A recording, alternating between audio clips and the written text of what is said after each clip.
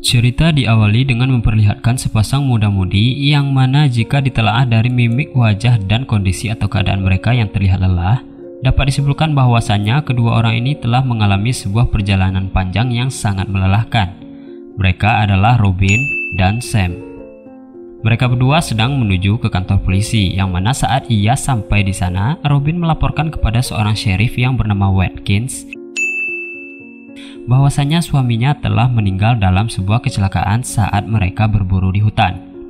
Dengan memakaikan sebuah jaket pada Robin yang terlihat sedang kedinginan, Watkins mulai bertanya tentang kronologi kematian suami Robin tersebut. Dengan paras yang terlihat letih bercampur dengan ketakutan, Robin seringkali menoleh kepada Sam yang sedang duduk di belakangnya, seakan terlihat bahwa terdapat sebuah kejanggalan yang terjadi antara mereka. Dengan sisa tenaga yang masih ada, lantas Robin pun menceritakan semuanya. Maka inilah.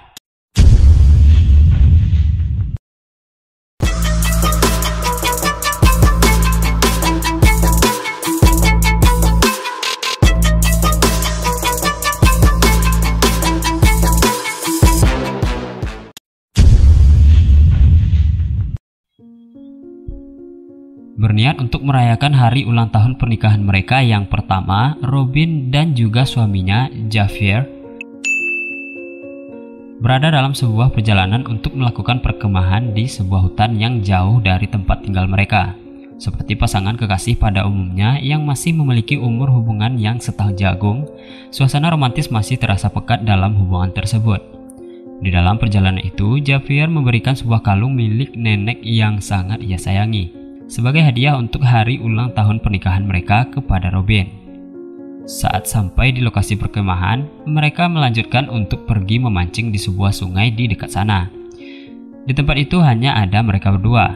Robin yang sedikit kelelahan setelah melewati perjalanan panjang mereka, berbaring seraya beristirahat meninggalkan Javier yang sedang memancing sendirian.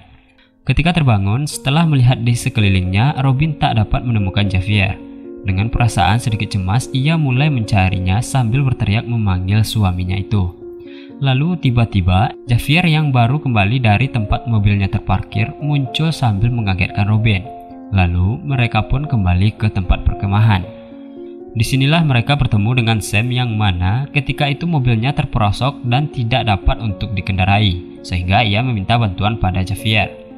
Dengan ekspresi yang sedikit curiga terhadap orang asing yang baru ia temui, akhirnya Javier pun membantu Sam. Dengan sedikit dorongan dari mereka berdua, akhirnya mobil si Sam dapat keluar dari perangkap yang menahannya. Setelah sedikit berbincang-bincang, Sam menawarkan mereka untuk pergi memancing ke tempat yang ia tahu di mana terdapat ikan yang banyak untuk ditangkap sebagai tanda terima kasih atas pertolongan mereka. Dengan perasaan sedikit ragu, Javier sempat menolak ajakan tersebut, namun berbeda halnya dengan Robin. Lantas ia pun memaksa Javier yang akhirnya mereka memutuskan untuk mengikuti Sam.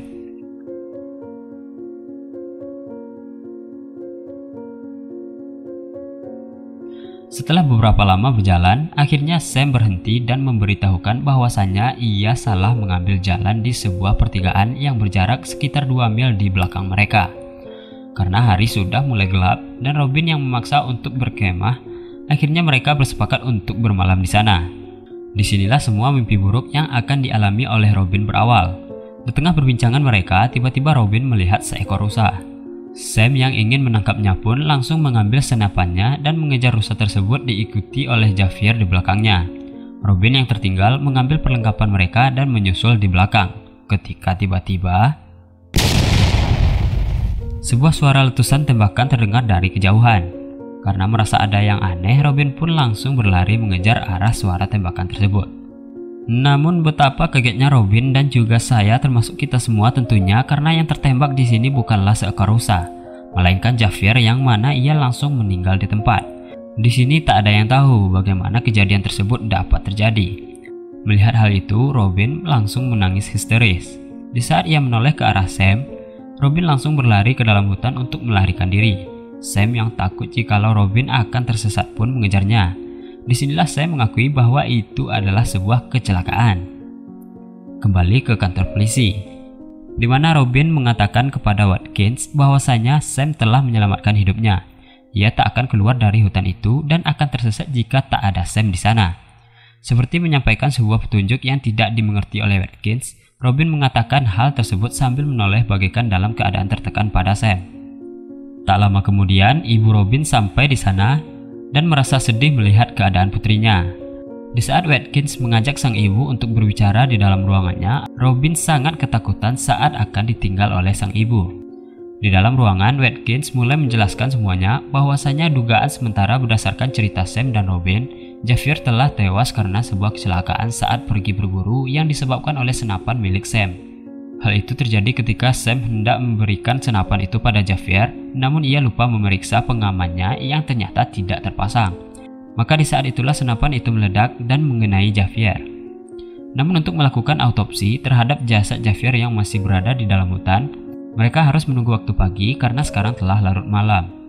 Harapan mereka, jasad tersebut masih utuh tidak dimakan oleh binatang liar agar dapat dilakukan tes forensik secara akurat. Setelah itu sang ibu langsung membawa Robin pulang. Namun di saat itulah Sam mengatakan pada Robin bahwasanya ia akan menepati janjinya untuk selalu ada untuk Robin apapun yang terjadi, dan akan mengawasi Robin serta ibunya, seperti sedang menyampaikan sesuatu yang tersirat dan hanya dimengerti oleh Robin. Saat berada di rumah ibunya, terlihat jelas trauma dan ketakutan yang begitu besar telah dialami oleh Robin, yang mana hingga sampai ke dalam mimpinya Robin masih mengingat kejadian yang telah dialaminya tersebut. Singkat cerita, esok pun tiba. Robin yang sedang mandi di dalam sebuah bathtub kembali terbayang semua kejadian yang membuat ia menjerit ketakutan. Disinilah muncul sebuah fakta menarik bahwasanya ia merasa itu bukanlah sebuah kecelakaan namun sebuah pembunuhan. Di dalam ruang interogasi, Sam direntetkan pada beberapa pertanyaan yang diberikan oleh Watkins perihal kebenaran bagaimana kejadian yang telah ia lalui. Watkins pun melakukan tes poligraf atau alat pendeteksi kebohongan. Lantas semua pertanyaan yang diberikan dijawab oleh Sam dengan sangat baik, yang mana tidak ada satupun kebohongan yang terdeteksi dari pernyataannya. Robin sekaligus ibunya datang ke kantor polisi. Amarah si ibu memuncak setelah mendengar cerita dari putrinya, ditambah lagi si Sam dibebaskan oleh Watkins, sehingga ia pun membuat keributan di kantor polisi tersebut akibat amarahnya yang telah memuncak. Namun mereka tidak memiliki bukti untuk menahan Sam karena saksi kunci hanyalah Robin yang sedang mengalami trauma yang mendalam. Untuk itu, Watkins juga melakukan hal yang sama pada Robin dengan menginterogasinya sekaligus menggunakan poligraf. Namun lagi-lagi perlahan Robin mulai mengungkap kejadian itu sedikit demi sedikit. Dan tentu saja lagi-lagi muncul sebuah fakta yang makin menarik, bahwasanya Sam telah dengan sengaja menahan Robin di hutan karena faktanya suami Robin telah meninggal 5 hari yang lalu. Lebih tepatnya ia sudah bersama dengan Sam selama 5 hari, dan hari ulang tahun pernikahan mereka tepat pada 4 hari yang lalu. Kemudian Robin kembali bercerita, di dalam hutan saat ia hanya berdua dengan Sam menyatakan bahwa sebenarnya ia tidak bernama Sam, tapi Ken. Ia adalah seorang anggota agen rahasia pemerintah yang terorganisir. Bahkan ia mengakui bahwa telah membunuh Javier karena dicurigai sudah mengetahui identitas aslinya. Begitulah cerita yang disampaikan oleh Robin. Namun Watkins mulai ragu dengan semua kejadian itu karena setelah semua pertanyaan yang diberikan, alat pendeteksi kebohongan mengeluarkan hasil bahwasanya ada kebohongan dalam cerita Robin. Sepertinya ketakutan yang dirasakan oleh Robin telah mendarah daging dalam dirinya. Dapat dibuktikan ketika dalam perjalanan pulang ia bersikap seakan-akan seseorang sedang mengikutinya, walaupun sebenarnya itu adalah tetangganya sendiri. Setelah meminta bantuan pada temannya yang bekerja di sebuah kantor kejaksaan, Watkins menemukan sebuah bukti konkret yang menyatakan bahwa Sam adalah seorang psikopat yang melakukan tidak hanya satu tindakan kriminal. Sekarang kebenarannya sedikit mulai terkuak. Melihat bukti yang ia temukan, Watkins kembali menemui Robin yang sedang berada dalam acara pemakaman Javier, lantas memberitahukan fakta tentang catatan kriminal si Sam yang telah ia temukan. Sekarang ia sepenuhnya berpihak pada Robin dan sangat ingin untuk membantunya. Maka dari itu Watkins mempertemukan Robin dengan seorang psikiater untuk menggali lebih dalam tentang cerita penculikan tersebut. Setelah melakukan sedikit relaksasi sesuai perintah yang dikatakan oleh sang psikiater, Robin kembali menceritakan semua kejadian yang menimpa dirinya secara detail. Dan kembali, lagi-lagi sebuah fakta yang sangat-sangat menarik sekali. Di sebuah danau yang tidak berpenghuni sama sekali, di sanalah Robin mulai mengetahui semuanya, yang mana dari awal Sam telah merencanakan segalanya. Sam sebenarnya sangat mengetahui seluk-beluk hutan tersebut, yang artinya mereka tidak pernah tersesat. Ia hanya menahan Robin supaya pada akhirnya dapat merasakan kesenangan dari nikmatnya memuat Robin. Maka dari itu, Sam mulai memerintahkan Robin untuk membersihkan dirinya, yang seterusnya memberikan perintah untuk membuka pakaiannya dan lantas memperkosanya di sana.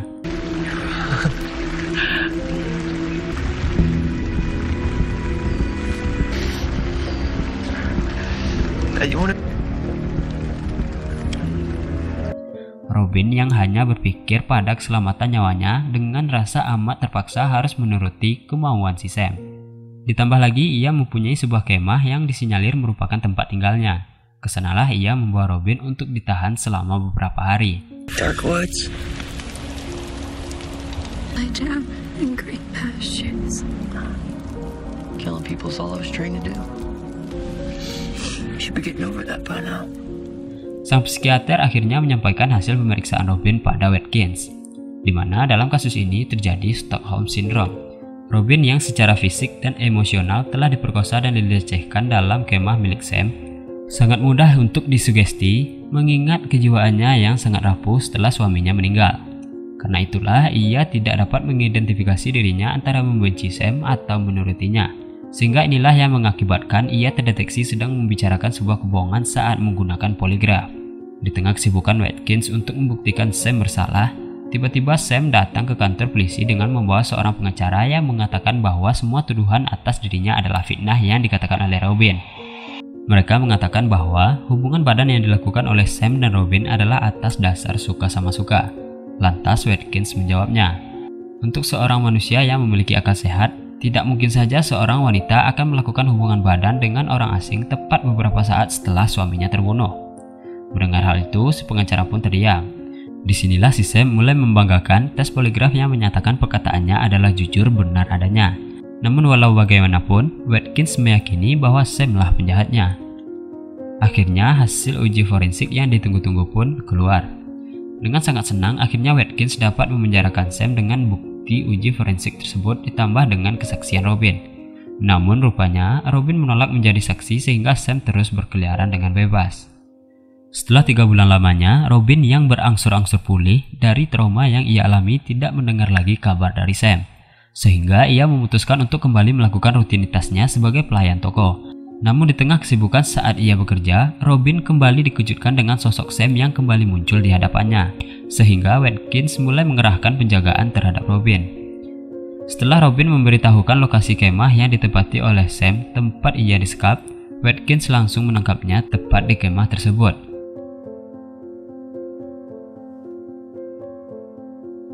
Dan akhirnya Robin mau menjadi saksi di pengadilan untuk menjebloskan Sam ke dalam penjara.